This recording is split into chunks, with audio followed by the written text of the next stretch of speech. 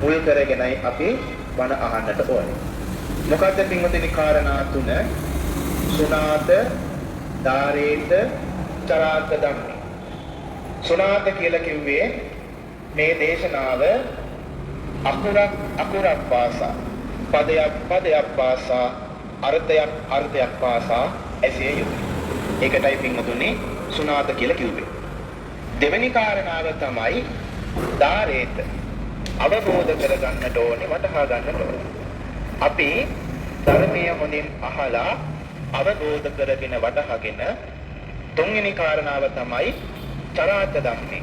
ඒ කිව්වේ ධර්මානුකූලව අපේ ජීවිතය හැඩගස්වා ගන්න ඕන කියන කාරණාව.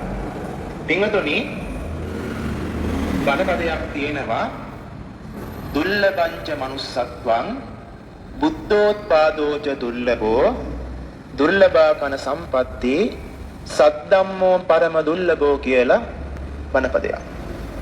දුර්ලභංච manussත්වං අපි ලැබපු මේ මනුස්ස ආත්ම භාවය දුර්ලභයි.